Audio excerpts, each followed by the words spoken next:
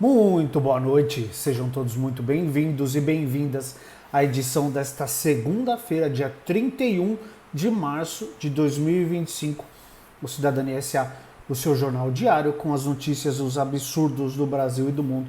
Meu nome é Jaime, vamos então para o jornal desta segunda-feira, dia 31 de março, dia esse que marca o aniversário de 61 anos do golpe de Estado, do golpe militar, do começo da ditadura militar no Brasil, que durou até 85. E como eu fiz nos shorts hoje de manhã, eu esperei para ver se ia ter alguma coisa. O governo federal não fez nenhuma comunicação, nenhuma postagem, nada em referência aos 61 anos do golpe de Estado. O presidente Lula fez uma postagem nas redes sociais, conseguiu fazer duas postagens e não usar a palavra ditadura em nenhum lugar. Falar de democracia, defendendo a democracia e tudo mais. Não falando dos militares, não falou de ditadura. Já o STF fez uma postagem bem dura e bem direta, falando da ditadura, falando dos militares, dando nome aos bois, o que pode ser um recado bem importante para a gente que está reticente com o julgamento dos golpistas do 8 de janeiro e da tentativa de golpe de Estado do fim de 2022. Né? Porque nós estamos aqui passando por isso de novo, porque o pessoal lá do golpe de 64 não foi punido. Até hoje tem gente recebendo dinheiro do Estado, da União, né? Do Brasil, do governo federal, da gente. Viúva que recebe... Isso é uma mamata, assim, a questão militar no Brasil. Mas o ponto é, essa gente aí, o Heleno, o Bolsonaro, o Cid, o Garnier, são todos filhotes da extrema-direita militar que tentaram dar o golpe dentro do golpe. Ou vocês acham que todos os militares estavam abertos à redemocratização, ao Brasil voltar a ser uma democracia lá em 85? Não, não. Teve militares que tentaram dar um golpe dentro do golpe. E essa gente que está aí, respondendo agora criminalmente, vão ser julgados pelo que eles fizeram no fim de 22, começo de 23, são todos filhotes dessas cobras que não foram mortas no fim da ditadura. Estou falando cobra morta, não estou defendendo a morte de ninguém. Entenda o que eu estou falando. Eles deveriam ter sido punidos. Quando você tem uma coisa dessa e você não toma uma atitude, você passa a imagem de que fazer aquilo está tudo bem. Pode fazer, não vai acontecer nada. Por isso que aconteceu de novo. E se esses caras não forem punidos, daqui a alguns anos, vai acontecer outra vez. E em algum momento eles vão conseguir, eles vão ter sucesso na tentativa de um novo golpe de Estado. Que assim, a gente precisa lembrar o que foi isso. Pessoas torturadas, pessoas mortas, sem direito à defesa, sem direito à justiça, não tinha habeas corpus, não tinha nada. Corpos que sumiram. Tem gente até hoje, tem famílias até hoje que não receberam os restos mortais dos seus entes queridos, dos seus familiares que foram levados pela ditadura. Não tinha mandato, nada de prisão, não tinha nada. Chegavam e levavam. Então é isso que a gente quer? Porque hoje o pessoal fala, ditadura da toga. O Bolsonaro ele fala o que ele quiser e tá tudo bem. Ele tem o direito à opinião dele, depois tem que responder pelo que faz. O Bananinha tá lá nos Estados Unidos tramando contra a democracia brasileira. Não aconteceu nada com ele. Isso é uma ditadura? Se fosse uma ditadura, o Bolsonaro teria sido preso naquele pronunciamento ridículo que ele fez no dia que ele se tornou réu. O Eduardo Bananinha não teria saído do país para ir para os Estados Unidos. O Léo Índio lá, o outro da família, que é uma família super do bem, que foi para a Argentina, também não teria conseguido ir. Então, esse negócio de que a gente está enfrentando uma ditadura, isso é mentira, ok? Mas era essa abertura. Vamos falar bastante de ditadura hoje, porque tem apesar do governo não ter se manifestado, tem coisas para se falar assim, tá? Vem comigo, ó. Exército tira homenagem a dia do golpe de 64 em quartel após resistência e decisão judicial. Matéria do Ítalo Nogueira. O Exército retirou as homenagens públicas à data do golpe militar de 64 mantidas no quartel em Juiz de Fora, Minas Gerais, de onde saíram quem? Os primeiros soldados para a deposição do presidente João Goulart. A ação ocorreu após a Justiça homologar a procedência de pedidos feitos pelo Ministério Público Federal. O letreiro com a denominação Brigada 31 de Março já foi retirado do pátio da 4ª Brigada da Infantaria Leve de Montanha. A página também não faz mais menção à homenagem nem ao papel decisivo, aspas, papel decisivo e corajoso na eclosão da Revolução Democrática, desempenhado pelos militares que serviam no quartel no ano do golpe. A medida ocorre um ano após a Folha de São Paulo mostrar a reverência à data no dia em que o golpe militar completava 60 anos. Ele completa 61 hoje. A reportagem serviu como base para uma ação civil pública do Ministério Público Federal. A denominação à brigada foi definida em portaria do Exército, blá blá blá. A Folha de São Paulo. Eu vou falar da Folha de São Paulo daqui a pouco, tá? Mas prestem atenção nisso aqui. Papel decisivo e corajoso na eclosão da Revolução Democrática. Esses caras, esses militares, não são todos, ok? Eles acham que o que eles fizeram foi democracia. Por isso que, assim, enquanto não for reformado o currículo das academias do Exército, Marinha e Aeronáutica, continuarão sendo ninhos de serpentes golpistas. Porque é isso aqui que eles aprendem nas academias. Que não teve ditadura, não teve golpe, foi uma revolução democrática contra os comunistas. O Brasil nunca, na história, chegou perto do comunismo, de se tornar um país comunista ou socialista. Nunca. Nunca. Ok? A gente é uma democracia ainda mais ou menos capenga, por causa dessas porcarias aqui. Folha de São Paulo. Guarda aí a Folha de São Paulo, daqui a pouco eu trago coisas sobre a Folha, tá? Ai, ai. No ano passado, o STF disse que não pode usar dinheiro público para comemorar ou fazer qualquer alusão positiva ao golpe de 64, tá? Por que isso aconteceu? Em 2020, o Ministério da Defesa deu origem a um processo. Naquele ano, o Ministério do governo Jair Bolsonaro divulgou no dia 30 de março uma nota de teor comemorativo em relação aos 56 anos do golpe de Estado de 64, posto em prática com o apoio de Exército, Marinha e Aeronáutica. Sim. Essa situação foi levada à justiça pela deputada federal do PT que venceu em primeira instância, a querida Natália Bonavides, do PT do Rio Grande do Norte. Ela teve ganho de causa no Tribunal de Justiça do Rio Grande do Norte em 2020, quando foi determinada a retirada da nota do site do Ministério da Defesa e a abstenção de publicação de qualquer anúncio comemorativo relativo ao golpe de Estado praticado em 1964 por parte do órgão. A União recorreu porque quem era o presidente? Um dos golpistas, tá? E a Justiça Federal reverteu o caso sobre o argumento de que a nota tornava pública a visão dos comandantes das Forças Armadas sobre aqueles fatos.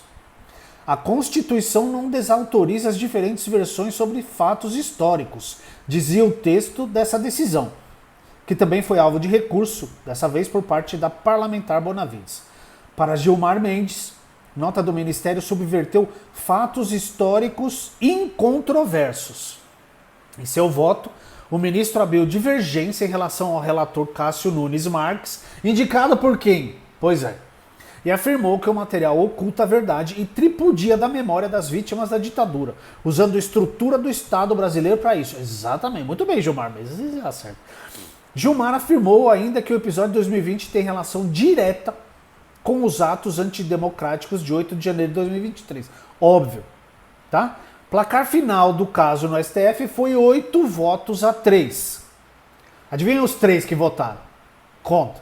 Nunes Marques, indicado por, muito bem, Dias Toffoli, e André Mendonça, indicado por, pois é. Tornada pública em 25 de outubro de 2024, a decisão vale desde então. Hoje é o primeiro aniversário do golpe com a proibição em vigor. A decisão do STF sobre esse caso. A utilização por qualquer ente estatal de recursos públicos para promover comemorações alusivas ao golpe de 64 atenta contra a Constituição e consiste em ato lesivo ao patrimônio imaterial da União. Muito bem. Decisão do STF. Não pode usar dinheiro público para comemorar essa excrescência que foi o golpe de Estado de 64. O que aconteceu hoje no Clube Militar da Lagoa, no Rio de Janeiro? O Clube Militar afronta a STF e maquia o uso de dinheiro público para rememorar o golpe de 64. Autoproclamar, essa matéria da Fórum do Plínio Teodoro, tá? Autoproclamada Casa da República. Meu Deus, os caras são muito cara de pau, né? Impressionante. O Clube Militar do Rio de Janeiro fará uma afronta, fez já, porque o almoço aconteceu hoje às 11h30, tá? Que contraria a decisão do STF que eu acabei de ler.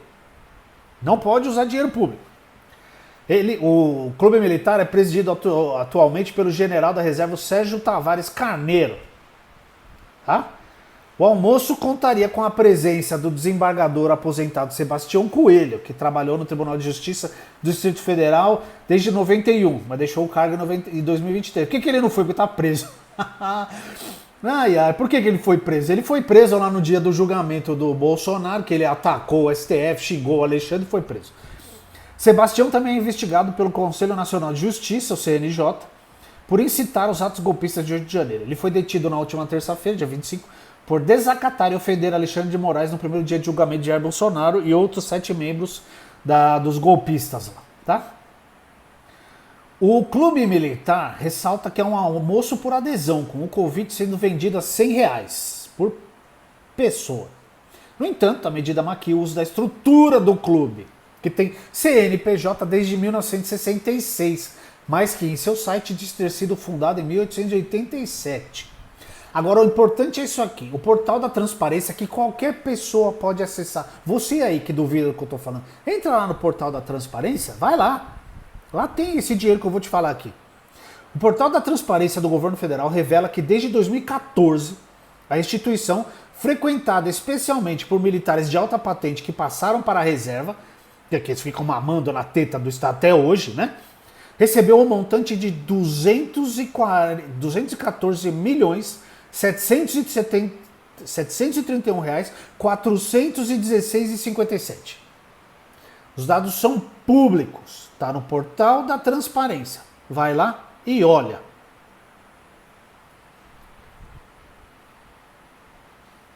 Em 2024, eles receberam mais de 1 milhão do Ministério da Defesa em maio daquele ano. A instituição divulgou nota alegando que presta atenção nisso aqui, supostos recebimentos dos cofres públicos nada mais são que dinheiro nosso deles, tá? É aspas para eles isso aqui. Nosso transferido conforme as normas legais de averbações de sócios militares junto às Forças Armadas. O que o Clube Militar fala de dinheiro nosso são os pagamentos com recursos públicos, aí o nosso dinheiro. Aí é não, meu, seu, todo mundo está assistindo aí. De vencimentos dos militares. O valor da contribuição para o clube é descontado diretamente do contra-cheque. Então, a gente mantém o clube militar. Então, isso aqui é uma afronta. E esse clube militar é o núcleo do golpismo do 8 de janeiro. Presta atenção. Presidido até 2018 por quem? Quem presidia até 2018? Hamilton Mourão, que deixou o cargo para ser o quê? Vice-presidente do Bolsonaro. Tá? Cara, essa matéria da Fórum tá excelente. Assista aqui. Assista, leia aqui na Fórum.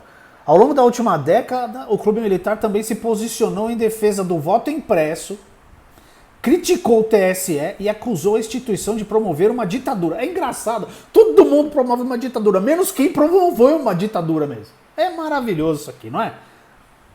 Nossa, cara, que absurdo, bicho. Durante o governo Bolsonaro, a associação publicou notas em apoio ao ex-presidente, com ataques frequentes ao STF e ao sistema de urnas eletrônicas.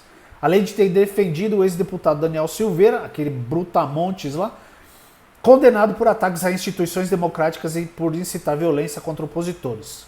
A oposição do clube à CPI da Covid, em que insinuou a possibilidade de um golpe militar como resposta à investigação, também reforça sua postura política inflamada e alinhada a setores conservadores. Então, se não mudar o currículo das academias, isso nunca vai ter fim. Isso nunca vai ter fim. Se não punir os golpistas de 22 e do 8 de janeiro de 23, isso nunca vai acabar. Militar precisa aprender que eles são funcionários públicos. Eles não são a quarta força. Não é o quarto poder do Brasil. Ok? Eles são funcionários. Eles são o IBAMA com fuzil na mão. Perfeita essa analogia. Ah? Muito bem. Ontem teve as manifestações contra a anistia, a favor da prisão do inelegível, pelo Brasil todo. Foram lindas, lindas, lindas, lindas. Tá? São Paulo teve. E assim, muita gente fala, teve pouca gente. Eu não acho que teve pouca gente. Esse tipo de manifestação não bomba a primeira vez. Então, é uma construção. Você vai fazendo e as pessoas vão aderindo a isso. Porque agora, é engraçado, né? O pessoal da extrema-direita lá, da extrume-direita, não estava acreditando na contagem da USP lá, no fracasso de Copacabana. Agora que a USP fez a contagem de ontem da Paulista, eles... Não, olha, tá vendo? Tem menos da metade do que a gente, só que tem diferenças importantes. Em Copacabana, teve uma mobilização grande, uma grande divulgação, e os líderes estavam lá. O inelegível estava lá, Tarcísio estava lá, o outro lá, o Malafaia, estava lá. E mesmo assim, a quantidade de pessoas que eles já levaram antigamente foi um fracasso a quantidade que eles conseguiram levar. Ontem não tinha Lula, não tinha Haddad, não tinha nenhum líder da esquerda. Quem estava lá? O Boulos estava lá, o Lindbergh Farias estava lá, a grande Érica Hilton estava lá. E assim, foram manifestações pelo Brasil todo, em 8 capitais. Copacabana foi só lá. Então, não tem como.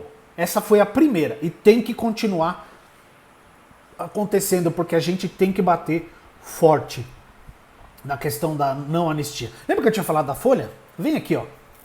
Pesquisadores lançam um livro sobre apoio da Folha de São Paulo à ditadura. Jornal admite que errou ao apoiar o golpe. Tá bom? Presta atenção nisso aqui. Matéria da Agência Brasil, do Luiz Cláudio Ferreira. Uma caminhonete amarela de entrega do jornal Folha de São Paulo, com um suposto defeito mecânico, estava parada havia uma semana, em frente ao prédio do estudante de geologia e militante Adriano Diogo, de 23 anos, na Mooca, zona leste de São Paulo. Naquele 17 de março de 1973, militares saíram do carro de distribuição do periódico e subiram ao apartamento do rapaz. Eles quase me mataram, recorda o agora ex-deputado estadual em entrevista à Agência Brasil. Diogo foi encapuzado, agredido, torturado e levado para o complexo do Centro de Operações de Defesa Interna, o famosíssimo DOI-CODE, na Vila Mariana, onde funcionava a Operação Bandeirante, um espaço de tortura e assassinatos durante a ditadura militar do Brasil. Prestem atenção, entraram no apartamento do rapaz, não tinha mandado de prisão, não tinha nada. Nada. Encapuzaram, agrediram, torturaram e levaram para o DOI-CODE. A utilização do veículo de um dos principais jornais do país para uma ação de opressão não foi caso raro durante o período ditatorial e ilustra uma das faces da colaboração direta da Folha de São Paulo. Revela a pesquisa realizada por 6 professores de diferentes instituições que se transformou no livro A Serviço da Repressão. Esse livro já está à venda, foi lançado o mês passado, já está à venda, comprem, leiam, né? Se informem, para não ficar falando da abobrinha que não existiu ditadura, tá bom? Uma das autoras do trabalho, a professora de jornalismo Flora Demon, explica que o estudo durou 2 anos e serviu de base para que o Ministério Público Federal abrisse um inquérito contra o Grupo Folha. Tá? Investigação. Os recursos para o levantamento das provas surgiram depois que a Volkswagen, que também colaborou com a repressão, assinou um termo de ajustamento de conduta no valor de 4,5 milhões de reais. Eu já tinha trazido essa notícia aqui da questão da Volks, que tinha a fazenda da Volks no interior de São Paulo, lembra? Na questão da ditadura e da escravidão. Volta aí uns vídeos que vocês vão achar. De acordo com a pesquisadora, o Ministério Público Federal definiu que uma parte desses recursos deveria ser destinada para investigações de outras empresas com indícios de terem aderido aos atos da ditadura. O Ministério Público Federal escolheu a Universidade Federal de São Paulo, a Unifesp, para a gestão desse processo. A equipe incumbida de investigar os atos da Folha, que é uma das 10 instituições investigadas, vai ter mais gente aqui, vai aparecer, porque um monte de gente ajudou. Investiguem a Globo. Investiguem a Globo, tá?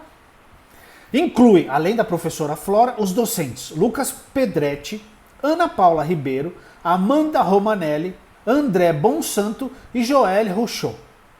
Aspas para Flora. A gente buscou provas, indícios e materialidades para qualificar esse material para apresentar ao Ministério Público. Tá? Muito bem. Fizeram entrevistas, tem um monte de coisa. Leiam esse livro.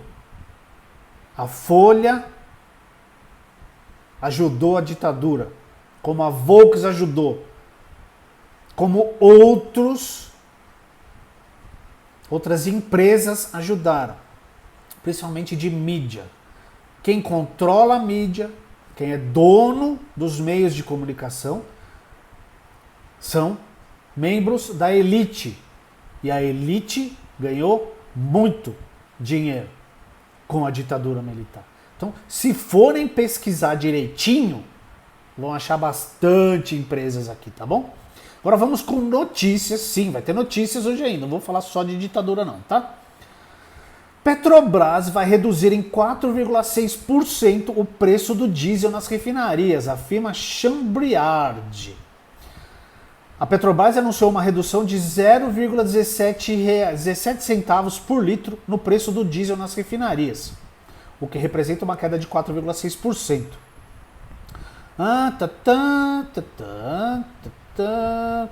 Isso aí deve impactar na questão dos fretes, né?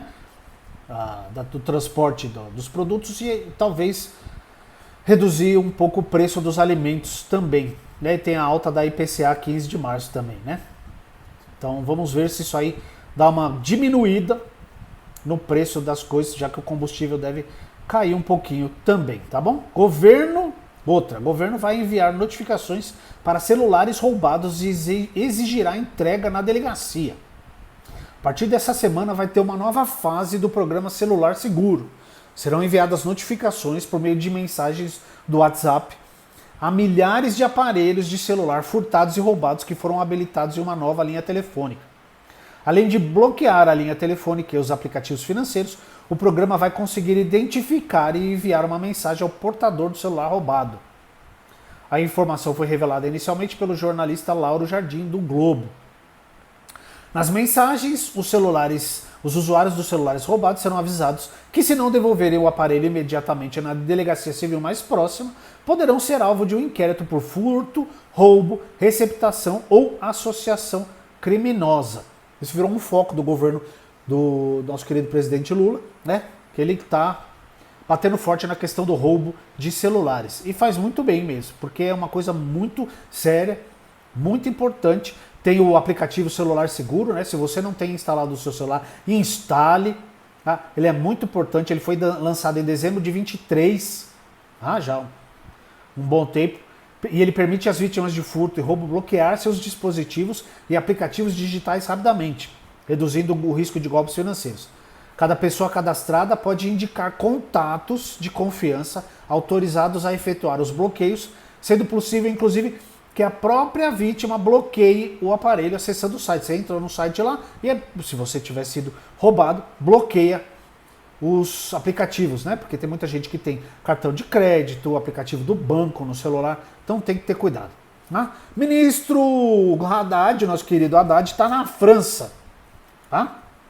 Ele está discutindo transição ecológica e busca atrair novos investidores lá na França. Ele deu início hoje a uma série de encontros com o objetivo de discutir a transição ecológica, a reforma do G20 e a captação de investimentos estrangeiros para o Brasil. Aspas para ele. Há potencial de cooperação em energia eólica e solar, bem como em hidrogênio verde. Esse cenário abre espaço para que o Brasil redefina seu posicionamento diplomático ao mesmo tempo que aumenta o interesse europeu em estreitar laços econômicos e ambientais com o país. Ele ainda vai abordar temas centrais da agenda econômica, né? O ministro da Fazenda, ele vai conversar sobre Dindin, né?